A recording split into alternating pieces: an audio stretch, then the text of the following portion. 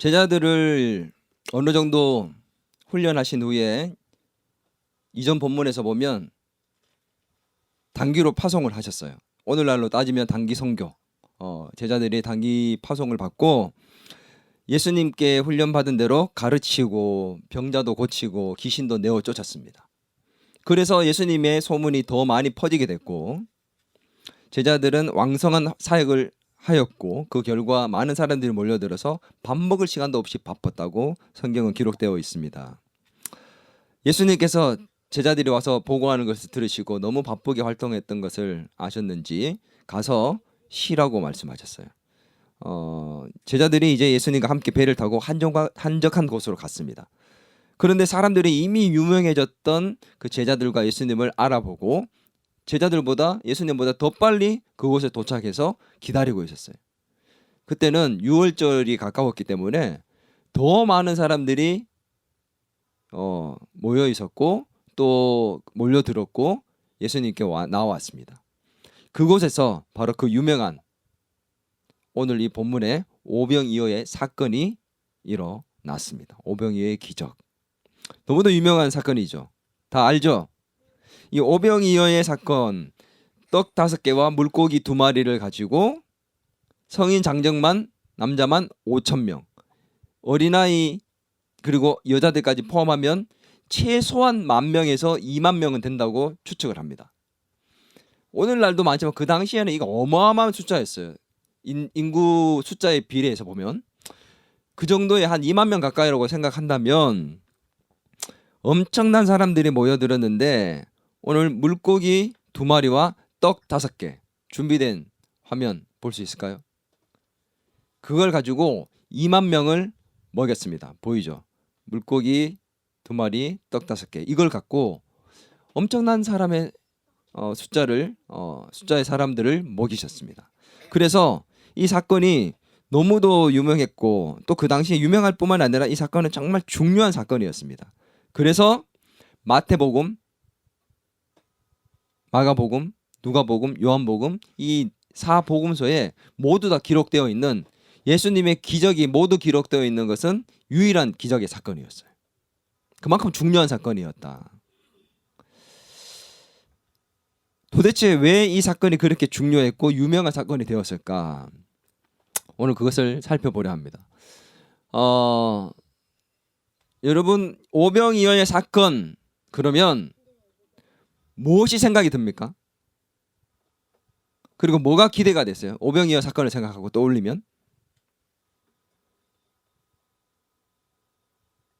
이 엄청난 기적의 사건을 생각하고 떠오르면 뭘 기대하게 될까요? 바로 이 오병이어 기적이 내 삶에도 일어났으면 좋겠다. 나도 이 오병이어 기적의 주인공이 되었으면 좋겠다. 이런 생각 안 듭니까?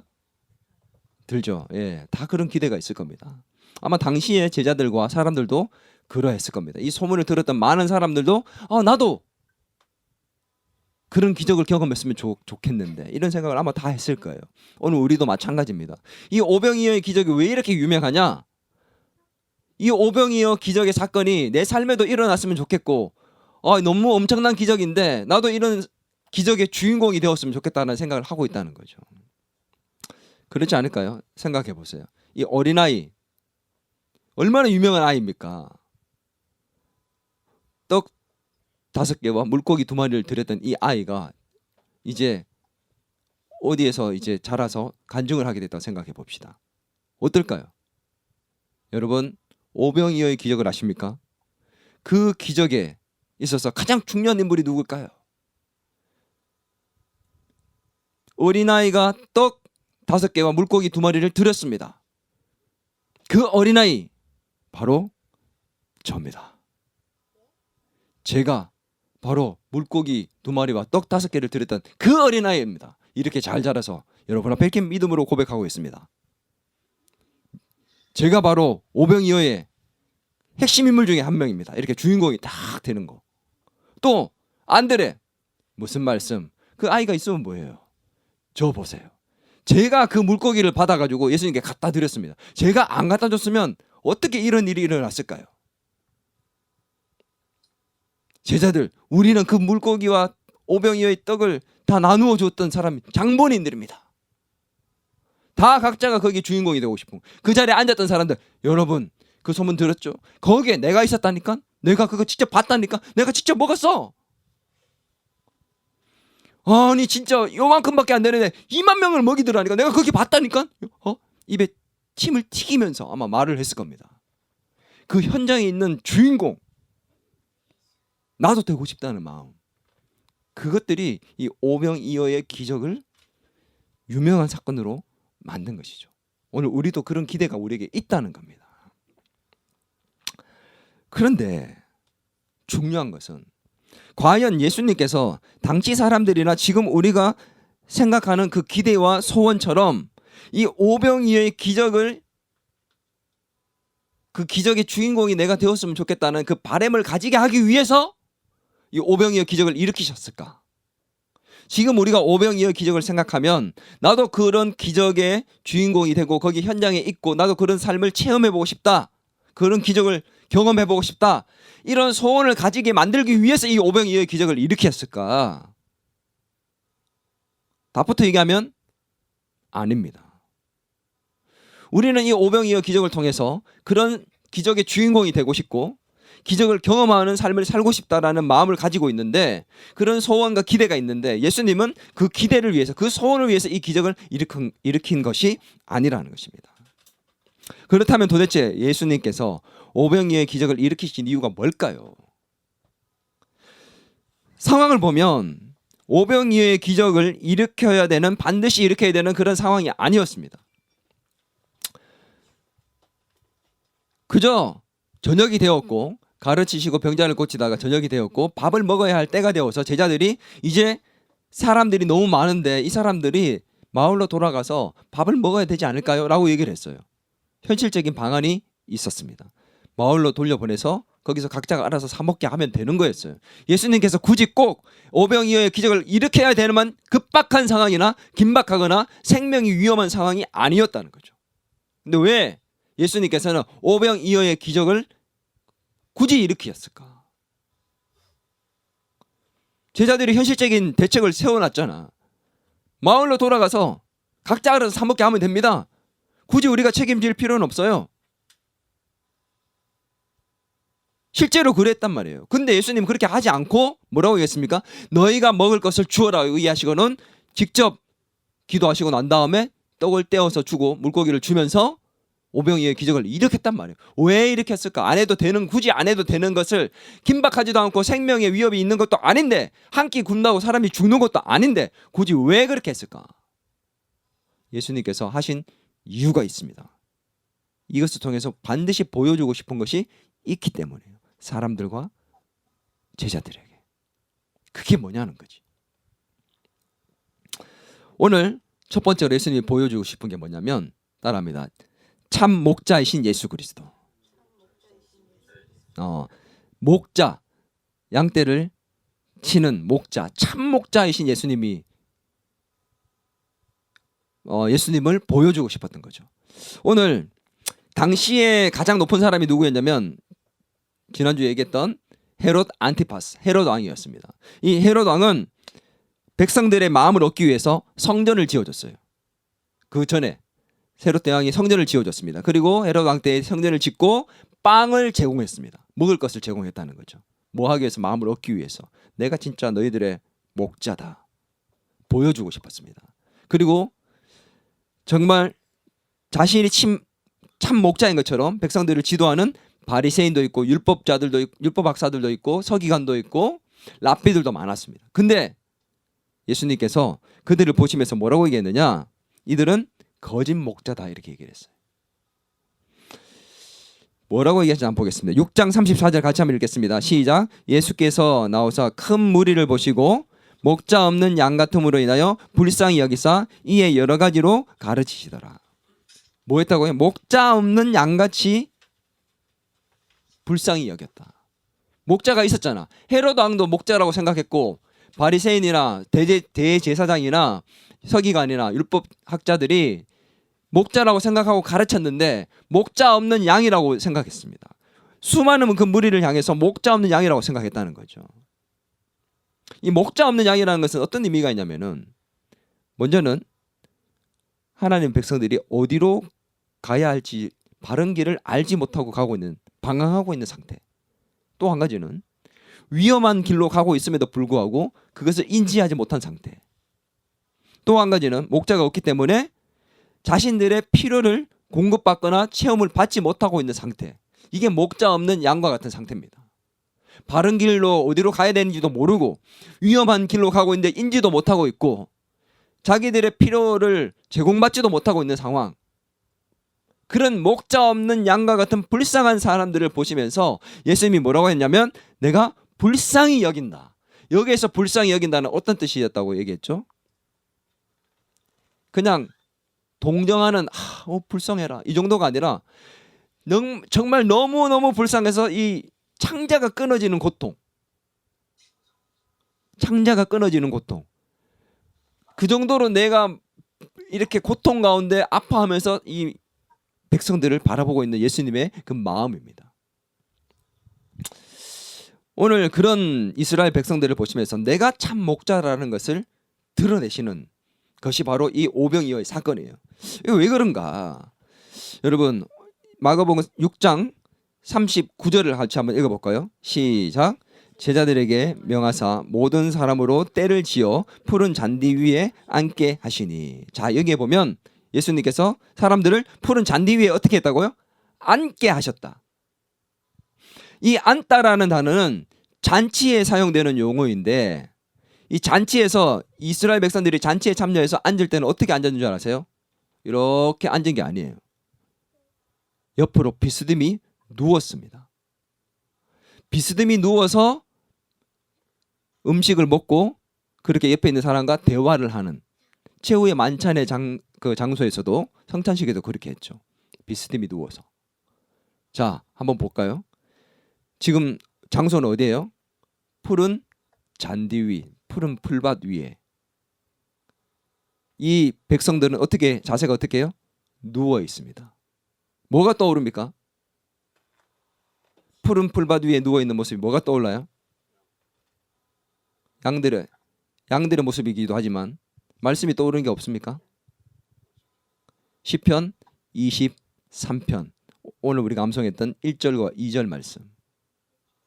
푸른 풀밭에 누이시며 여호와는 목자시니 푸른 풀밭에 누이신다는 그 시편의 말씀이 연상되는, 그래서 예수님이 목자이신 모습이 보이는 겁니다. 수많은 무리가 예수님 앞에 푸른 풀밭 위에 누워서 이렇게 있고 예수님은 말씀을 가르치시고 오병이어의 기적으로 떡을 먹이시는 참 목자의 모습이 그려지는, 연상되고 있는 상황입니다. 여러분, 참 목자이시는 예수님, 그분은 참 목자는 필요를 채우는 사람이에요. 필요를 채우는 사람이 바로 참 목자입니다. 양들의 필요. 근데 예수님께서 이 오병이어의 기적으로 먹이셨잖아요. 근데 중요한 게 있습니다. 먹이기 전에 한 행동이 있습니다. 6장 34절에 보면 목자 없는 양 같음으로 인하여 불쌍히 여기사 이에 뭐 했다고요? 뭘 했습니까? 여러 가지로 가르치시더니. 오병이어의 기적을 일으키기 이전에 먼저 뭘 했다는 거예요? 가르치셨어요. 뭘 가르치셨냐? 마가복음에는 등장하지 않지만 누가복음 똑같은 내용의 이 사건에서 보면 예수님께서 가르친 내용이 나옵니다. 하나님 나라에 대한 이야기를 가르쳤다라고 나옵니다. 누가복음 9장 11절 있습니다. 무리가 알고 따라왔거늘 예수께서 그들을 영접하사 하나님 나라의 일을 이야기하시며 병 고칠 자들은 고치시더라. 하나님 나라에 대해서 가르치셨어요. 예수님께서 모인 사람들이 왜 모였겠습니까? 영적인 갈급함 때문에 모인 게 아니에요. 예수님의 소문을 듣고 병도 낫고 무언가 자기의 현실적 필요를 체험받기 위해서, 문제 해결을 위해서 모여들었는데 예수님은 그 문제를 해결해 주시는 것보다 가장 먼저 뭘 했느냐? 말씀을 가르치셨습니다. 왜 그랬을까요? 양들에게 가장 먼저 있어야 될 것, 가장 우선시 되어야 될 것, 더 중요한 것이 뭔지 너무도 잘 아셨기 때문에. 목자 없는 양처럼 방황하고 있고 위험한 길로 가고 있는데도 모르고 있는 그들에게 바른 길로 인도해 주시고 있는 예수님. 영적인 필요를 먼저 채워주시는 참 목자의 모습을 보여주시는 것입니다. 바로 예수님이 참 목자다. 뿐만 아니라 현실적인 문제를 해결해 주셨죠. 오늘 보니까 가르치시고 병든 자를 고치셨습니다. 근데 병든 자들만 고치신 게 아니죠. 예수님은 항상 그랬죠. 가르치고 난 다음에 뭐 했다고요? 그 가르치신 것이 정말 진리라는 것을 증명하기 위해서 기적을 행하셨잖아. 근데 그 기적을 행하는 것이 병든 자들만 고치는 게 아니라 뭘 했다는 거예요? 오병이어의 기적을 일으켰다는 거죠. 하나님 나라에 대해서 가르치시고 거기에 대해서 오병이어의 기적으로 증명해 내셨습니다. 자, 이 하나님 나라에 대해서 예수님께서 가르쳐 주셨고 증명해 주셨는데 그때 이 오병이어의 기적을 통해서 그들의 현실적인 문제, 가장 당면한 문제, 배고픔의 문제를 해결해 주셨습니다. 근데 보세요. 이거는 왜 그렇게 유명했냐면 그때 배고픈데 한번 먹였다고 중요해진 사건이 아니에요. 2만 명이나 되는 수많은 사람을 먹였습니다. 당시에 그냥 한번 먹고 해결된 문제가 아니라 왜 이게 그렇게 유명해졌냐면 보리떡 5개와 물고기 2마리의 그 작은 음식을 갖고 2만 명을 먹였는데 그 당시의 사람들은 오늘날 이 먹는 문제가 우리처럼 한 끼 먹어도 되고 안 먹어도 되는 그런 문제가 아니야. 그때 당시에는 이 먹는 문제가 가장 중요한 문제 중에 하나예요. 먹지 못하는 사람들이 많았고 먹는 문제를 해결하기 위해서 몸부림치는 사람들이 많았습니다. 생존의 문제였어요. 먹고 사는 것만 해결되면 사실 우리 그렇잖아. 먹고 사는 문제가 가장 중요한데 그것만 잘 해결될 수 있으면 다른 거 내가 꿈꾸는 것을 위해서 열심히 살면 돼. 근데 먹고 사는 게 해결 안 되면 연기를 하고 싶어도 연기할 수 없고 노래를 하고 싶어도 노래할 수 없고 작곡을 하고 싶어도 할 수 없고 내가 하고 싶은 거 할 수 없어요. 목회자들도 마찬가지입니다. 목회를 하고 싶으면 먹고 사는 문제가 일단 해결돼야 되거든. 근데 그게 해결되지 않는 그들에게 보리떡 5개와 물고기 2마리를 해결해 주는 모습을 봤기 때문에 이게 핫 이슈가 된 겁니다. 먹고 사는 문제를 이분이 임금이 되면 해결해 줄 수 있구나. 그래서 어떻게 했어요? 요한복음에 보면 예수님을 이 오병이어 사건 이후에 붙잡아서 임금을 만들려 합니다. 왕으로 세우려 합니다. 이분이 왕이 되면 우리가 먹고 사는 문제가 가장 중요한 문제가 해결될 수 있겠구나. 왜? 그 작은 것으로 이 많은 사람을 먹이셨거든. 그래서 이분이 왕이 되어야 된다 생각한 거죠. 대통령 뽑을 때 누구 뽑아요? 경제 대통령. 나 잘 먹고 살게 해줄 수 있는 사람.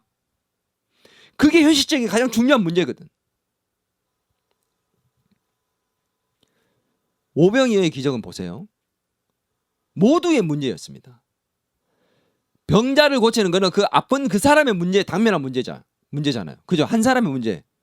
그 아픈 사람의 문제예요. 근데 배고픔의 문제는 한 사람의 문제가 아니라 그곳에 있는 모든 사람의 필요와 문제였습니다. 그 모두의 문제를 해결해 주시는 기적의 사건이 바로 오병이어의 사건이었어요. 그래서 자기의 가장 중요한 문제가 해결될 수 있기 때문에 이 오병이어의 사건이 너무도 유명한 사건, 중요한 사건이 됐던 거죠. 자, 오늘 이 사건이 있었을 그 시기가 어떤 시기였느냐? 오늘 푸른 잔디 위에 누웠다라는 것은 그 잔디라는 것은 이스라엘에서는 봄에만 자란 것이거든요. 그래서 이 잔디에 있다는 것은 봄을 상징하는 건데 이게 왜 중요하냐면 당시의 유대인들은 메시아가 오실 때 언제 오시냐면 6월절이 있는 봄에 메시아가 오실 것이다. 그래서 봄에 오셔가지고 어떻게 해요? 예전 모세의 때에 광야에서 만나로 이스라엘 백성들을 배고프지 않게 충분히 먹이셨던 것처럼 우리의 배고픈 이 현실을 해결하시고 그분이 오셔서 우리를 배고픔의 이 문제에서 건져주실 것이다. 풍성히 먹여주실 것이다. 이런 기대가 있었단 말이야. 봄에. 근데 어떻게 지금 이 장면은 마가가 뭘 보여주는 거예요? 봄에 너희가 기다리는 메시아가 오셔서 풍성히 너희를 먹이신다. 그분이 진짜 목자이시다. 이것을 보여주시는 거죠. 오늘 이 장면 이전에 누가 잔치를 벌였어요? 헤롯 왕이죠. 역시 똑똑해요. 그죠? 헤롯 왕이 이전에 잔치를 벌였습니다. 그것을 샌드위치 구조 안에다가 마가가 일부러 기록을 했다고 얘기를 했잖아. 이 마가가 샌드위치 구조 안에 헤롯 왕의 잔치를 갑자기 집어넣고 그 다음 장면에서 뭐가 나왔습니까? 예수님의 오병이어의 기적. 이것은 2만 명과 함께 일어난 풍성한 잔치였습니다. 두 잔치를 대조해서 보여주고 있는 거죠. 헤롯 왕의 잔치는 어떤 잔치였어요? 결국 세례 요한이 죽게 되는 죽음의 비극의 잔치로 마감했습니다. 근데 예수님의 잔치는 어떻게 해요? 12바구니가 남는 엄청난 풍성한, 모두가 다 배불리 먹고 12바구니나 가득 차서 남게 되는 풍성한 잔치로 마무리 짓게 됩니다. 두 잔치를 마가는 대조해서 보여주고 있던 거죠. 왜 보여줬습니까? 진짜 목자가 누구냐 이거지. 헤롯은 자기라고 얘기했고 당시에 종교 지도자들도 자기라고 얘기하고 있지만 그들은 거짓 목자이고 너희들의 진짜 목자는 바로 이 예수님이다. 지금 이 푸른 초장 위에 누워서 양떼를 먹이고 있는 예수님을 봐라. 이 봄의 메시아가 지금 왔다. 헤롯은 그런 진짜 목자가 아니다. 너희의 진짜 목자는 바로 예수 그리스도다. 마가는 그것을 보여주고 있습니다. 예수님은 그것을 드러내고 있습니다. 여러분, 나의 진짜 목자가 누구입니까? 여러분은 누구를 따르고 있습니까? 무엇을 따르고 있습니까? 저는 이 말씀을 준비하면서 한번 생각해 봤어요. 나는 뭘 따르고 있는가? 누구를 따르고 있는가? 여러분의 진짜 목자는 누구예요?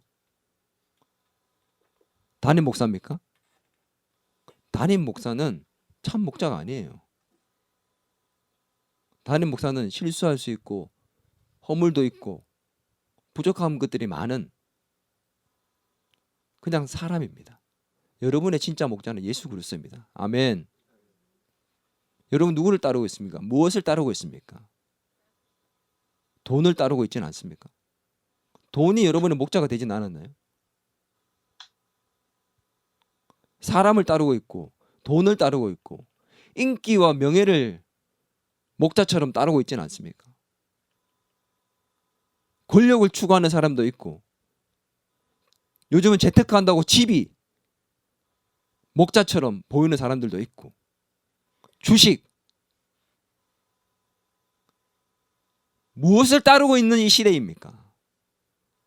바른 길로 가지 못하는 목자 없는 양처럼 목자가 없는 게 아닌데 목자 없는 양처럼 바르지 않은 길로 가고 있고 위험한 길로 가고 있고 그것을 인지하지 못하고 있는 이 시대 나는 목자 없는 양처럼 그렇게 살고 있지 않는가? 나의 진정한 목자는 누구인가? 나는 무엇을 따르고 있는가? 우리의 진정한 목자는 참 목자는 예수 그리스도여야 됩니다. 아멘. 오늘 예수님께서 백성들에게만 얘기하신 것이 아니라 오늘 제자들에게도 무언가를 당부하시고 싶었어요. 오늘 단기로 제자들을 파송하셨는데 그것은 진정한 나중에 파송을 위한 실습 과정과도 같았습니다. 단기 선교를 통해서 실습하는 거죠.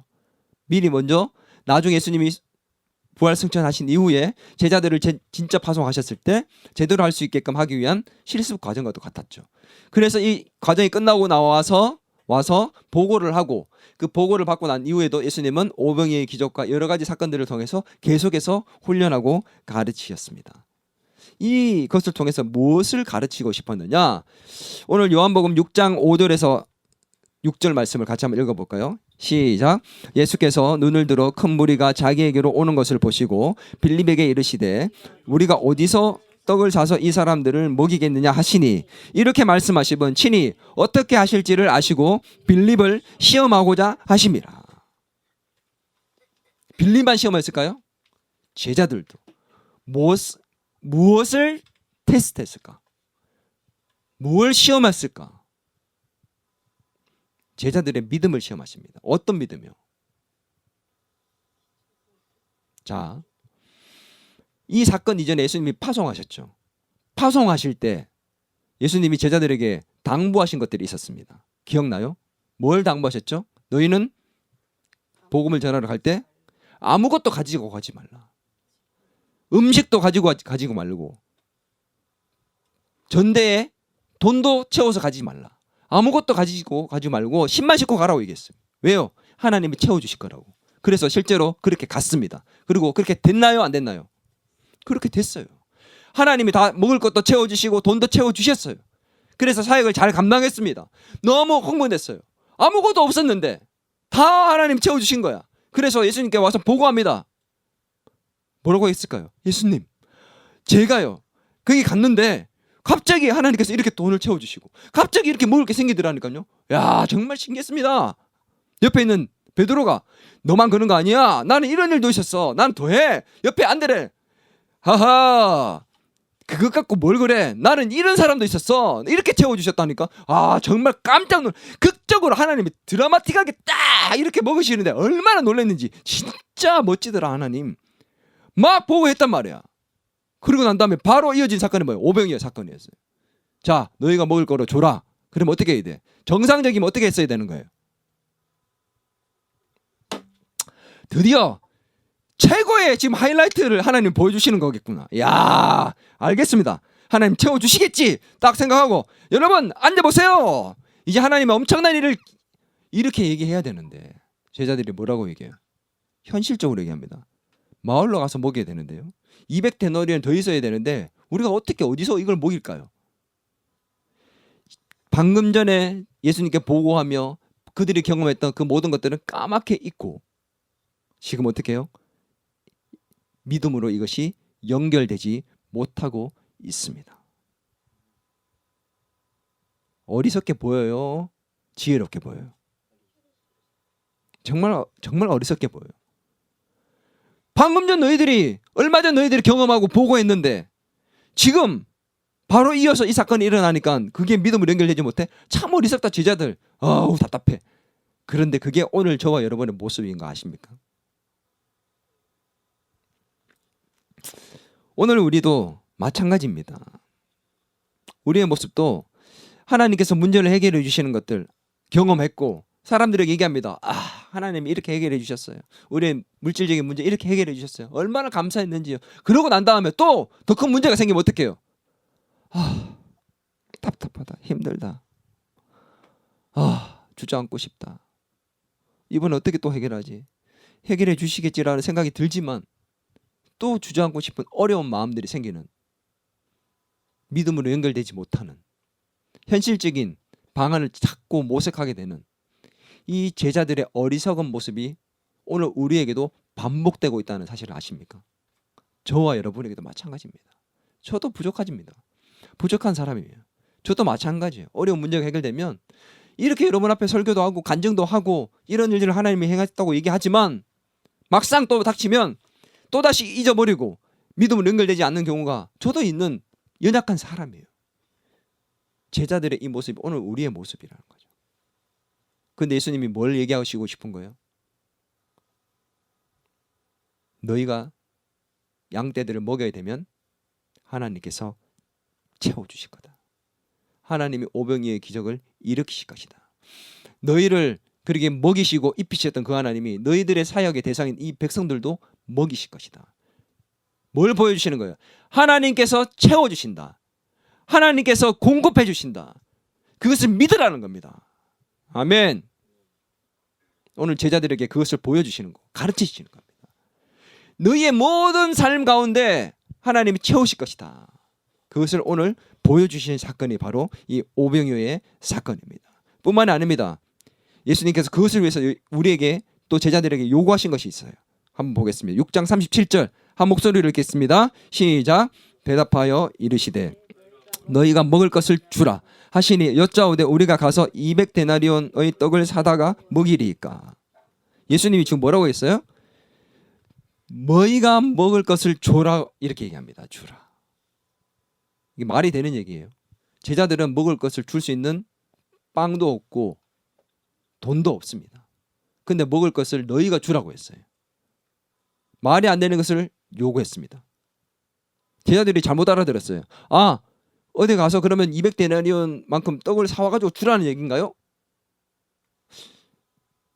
예수님의 이 질문의 의도가 뭘까요? 너희가 줄 수 있다는 거거든요. 이미 아셨다고 요한복음이 나옵니다. 어떻게 공급하실지를 아셨다고 얘기해요.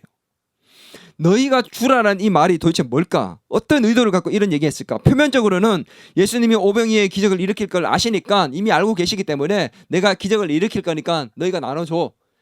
표면적으로는 그 얘기입니다. 맞아요. 그런데 더 깊은 의미가 그 안에 담겨져 있습니다. 예수님은 이제 곧 십자가에 죽으시고 어떻게 해요? 하늘로 올라가십니다. 이제 그 사역을 누가 해야 됩니까? 제자들이 이어가야 돼요. 예수님이 아니라 제자들이 그 사역을 이어가야 됩니다. 이제 제자들이 먹여야 됩니다. 이 보리떡 5개와 물고기 2마리, 이걸 갖고 예수님이 백성들을 먹이신 장면들, 이걸 보여주신 것, 그리고 제자들에게 그걸 나눠주신 것, 왜 그렇게 했을까? 오늘 영적인 의미가 더 큽니다. 오늘 어떤 면에 있어서 이것이 정말 영적인 것이 더 크다는 것을 우리는 찾아내야 되는데, 오늘 본문을 자세히 보다가 보면 제가 재미있는 것을 발견하게 됩니다. 제 눈에 들어왔는데 한번 볼까요? 마가복음 6장 41절 시작. 예수께서 떡 5개와 물고기 2마리를 가지사 하늘을 우러러 축사하시고 떡을 떼어 제자들에게 주어 사람들에게 나누어 주게 하시고 또 물고기 2마리도 모든 사람에게 나누시매. 오늘 이 말씀 속에서 보면 재밌는 게 있어요. 떡과 물고기를 나눠 주시는데 그 나눠 주시는 방식이 조금 다릅니다. 보입니까? 물고기를 나눠줄 때와 떡을 나눠줄 때 그 방법이 달라요. 어떻게 했죠? 떡을 나눠주실 때 떡을 떼서 나눠주십니다. 물고기는 그냥 나눠주시는데 떡은 떼어서 나누어 주셨다고 나옵니다. 물고기는 2마리고 떡은 5개예요. 그러면 떡을 뗄 필요가 없어요. 사실 뭐 그거 해봐야 5개, 2개 뭐 얼마 되지 않지만 이걸 왜 떼서 나눠주셨을까? 이게 궁금하더라고. 안 떼도 되죠. 안 그래도 작은데 그냥 줘도 돼요. 근데 이걸 떼서 나눠주셨다. 이 떼다라는 단어가 뭔가를 찾아봤더니 이 원어적으로 뜻이 뭐냐면 찢다라는 단어입니다. 깨지다, 찢다. 예수님께서 하셨던 이 행동들을, 오늘 이 6장 41절의 행동들을 자세히 살펴보면 예수님이 마지막 최후의 만찬에서 제자들과 마지막 자리에서 하셨던 행동과 동일합니다. 똑같이 행동하십니다. 한번 볼까요? 자, 한번 화면 띄워주시고 마가복음 6장 41절과 마가복음 14장 22절, 오늘 이 오병이어의 기적의 사건에서 예수님이 마지막에 하셨던 그 행동과 마지막 최후의 만찬에서 하셨던 행동을 한번 보겠습니다. 예수께서 떡 5개와 물고기 2마리를 가지사, 테이크, 영어로 하늘을 우러러 축사하시고 bless, 떡을 떼어 break, 그 다음에 제자들에게 주어 사람들에게 나누어 주게 하시고 give, 또 물고기 2마리도 모든 사람에게 나누어 주시매. 이 지금 오병이어 때 하셨던 이 행동이 마가복음 최후의 성찬에서 어떻게 하시냐, 최후의 만찬에서 그들이 먹을 때에 예수께서 떡을 가지사, take, 축복하시고 bless, 떼어 break, 다음에 제자들에게 주시며 give, 이르시되 받으라.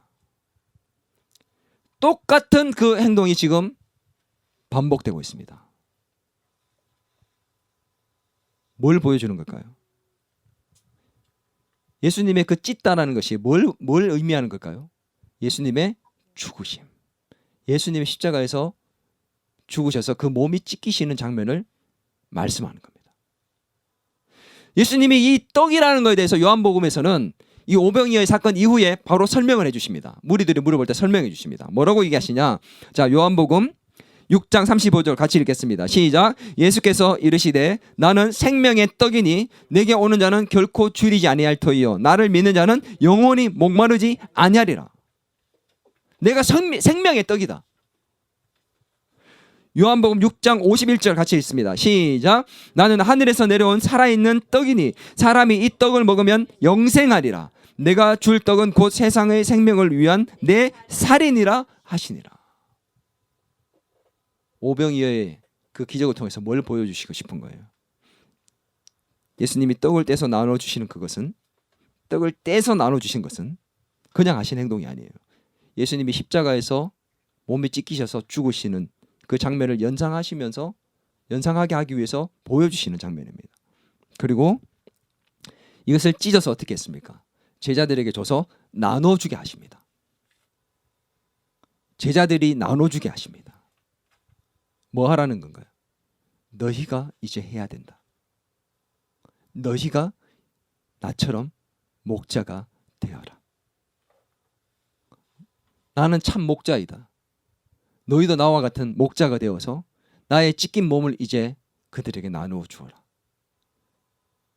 그래서 그들이 먹게 만들어야 된다.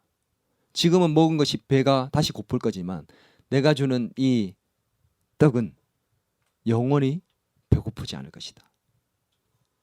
마지막 종말의 때에 하나님 잔치의 그 풍성함을 보여주는 잔치의 풍성함으로 다 배불리 먹고 12바구니가 남았다고 합니다. 왜 12바구니가 남았어요?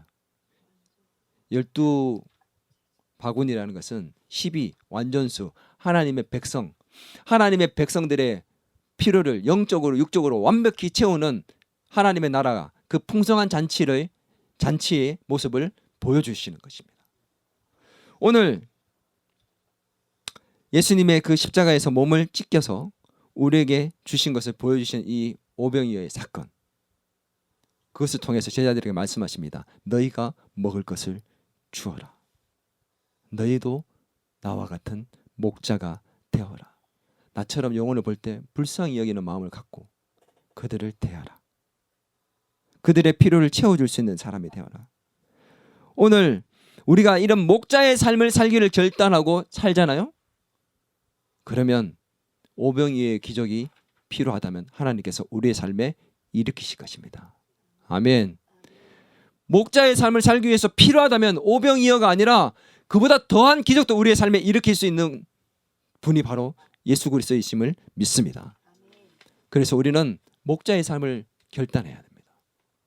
예수 그리스도의 그 찢기신 몸, 그 복음을 전할, 그리고 그 영혼들에게 필요한 것을 공급해 줄 수 있는, 영적으로 육적으로 공급해 줄 수 있는 우리는 제2의 목자가 되어야 되는 것입니다. 진정한 목자의 삶을 살기를 우리에게 요구하시는 장면, 바로 이 오병이어의 사건을 통해서 예수님이 보여주시고 본인이 참 목자임을 보여주시고, 그리고 우리가 그렇게 목자의 인생을 살기를 제자들에게 요구하셨던 그 음성이 오늘 우리에게 들려와야 되는 것입니다.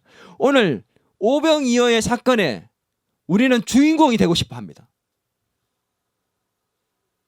그러나 예수님은 너희가 주인공이 되는 것이 아니라 이 오병이어 사건을 통해서 너희는 나처럼 목자의 인생을 살아야 한다.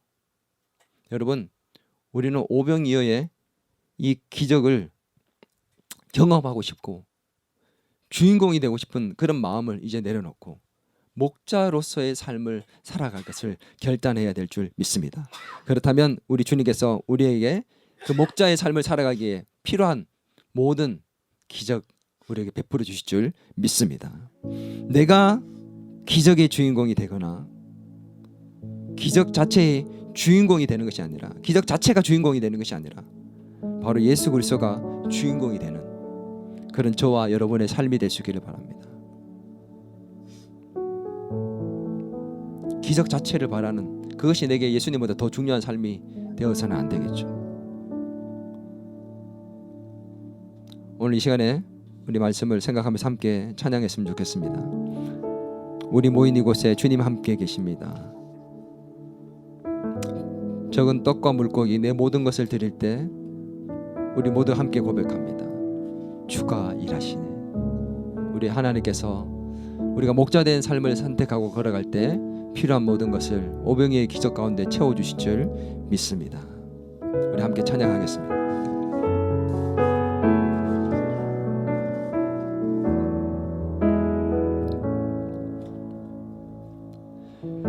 날이 저물어 갈 때 빈들에서 걸을 때 그때가 하나님의 때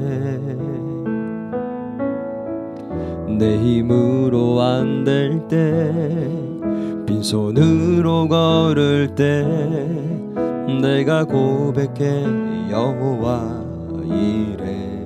우리 모인 이곳에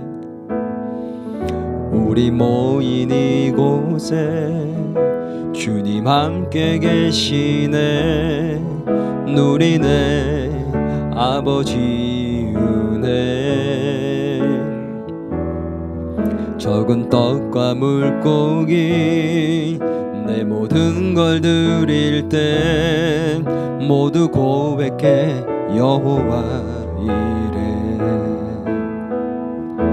주가 일하시네, 주가 일하시네. 주께 아끼지 않는 자에게 주가 일하시네, 주가 일하시네.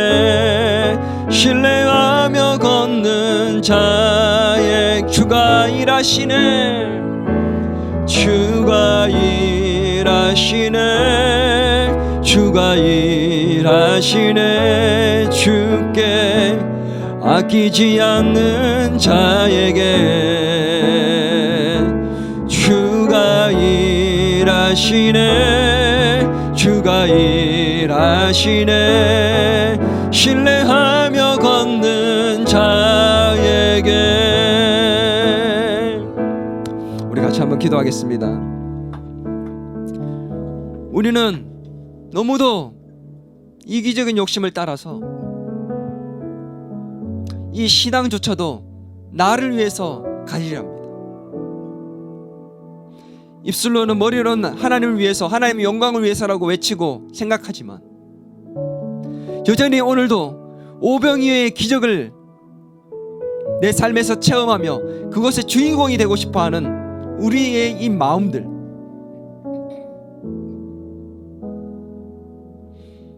내가 그곳에 물고기를 들인 어린아이가 되고 물고기를 받아온 안드레가 되고 나눠준 제자들이 되고 경험한 수많은 무리가 되고 싶고 그것이 메인인 것처럼, 그것이 주인공인 것처럼 생각하는 바르지 않은 길로 가고 있는 목자 없는 양처럼 살고 있지는 않습니까? 오늘 이 시간 함께 기도하기를 원합니다. 주님, 참 목자 되신 예수 그리스도를 따르는 자가 되게 도와주옵소서. 돈을 따르고 권력을 따르고 인기와 명예를 따르는 자가 아니라 그리 아니하시더라도 참 목자이신 우리에게 영적인 것을 채우시고 바른 길로 인하시는 그 참 목자이신 예수 그리스도를 따르는 자가 되게 도와주시고, 우리도 예수님과 같은 불쌍히 여기는 마음으로 다른 수많은 영혼들을 살리는, 필요를 채우는 목자의 인생을 살게 하시고, 그로 인해서 그로 말미암아 그 목자의 삶을 살기 위해서 필요한 오병이의 기적을 주시는 그 주님을 경험하는 인생이 되게 도와달라고. 주님, 우리의 삶에도 그러한 삶이 되게 도와달라고 같이 한번 합심하여 기도하며 나가겠습니다. 기도하겠습니다. 하나님 아버지, 우리는 무엇을 따르며 살아왔습니까? 하나님, 우리는 무엇이 되고 싶었습니까? 하나님, 오병이의 기적의 주인공이 되고 싶은 마음으로 하나님 그것을 위해서, 그것이 핵심인 것처럼 하나님 그렇게 살아왔습니다. 하나님 아버지, 참 목자이신 예수 그리스도를 따르랍니다. 하나님, 돈을 따르는 자가 아니라, 인기와 명예를 따르는 자가 아니라, 하나님 그것이 목자인지 따르는 어리석은 자가 아니라, 목자 없는 양처럼 불쌍히 여김을 받는 자들이 아니라 참 목자이신 예수님을 진정으로 따르고, 하나님 우리 또한 예수님처럼 목자의 인생을 살아갈 수 있는 그러한 삶이 되기를 소망합니다. 그래서 하나님, 나를 위해서 필요를 채우시고 공급하시는 주님, 그 주님의 손길, 나의 또 사역의 대상인 수많은 영혼들을 위해서 채우시고 공급하시는 그 주님, 그 오병이의 기적을 또 나 또한 경험하며 살기를 소망합니다. 그것이 주인공이 아니라 예수 그리스도가 주인공이 된 삶이 우리 가운데 있게 하여 주시옵소서. 하나님 아버지, 우리의 잘못된 생각과 하나님 우리의 잘못된 하나님 목자들을 바꾸어 주셔서 참 목자이신 예수님을 따를 수 있는, 우리도 그런 삶을 살 수 있는 목자가 될 수 있기를 소망합니다. 주님, 인도하여 주시옵소서.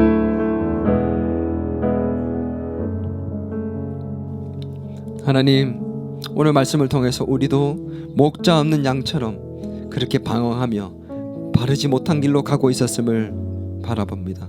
위험한 곳으로 가고 있지만 더 높은 곳을 향해서 더 많은 인기와 더 많은 부와 명예를 누리기 위해서 바르지 않고 위험한 길로 가고 있었습니다. 목자 없는 양처럼 방황하고 있었습니다.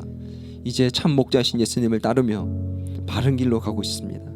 하나님, 우리 또한 예수님처럼 목자된 인생을 살고 싶습니다.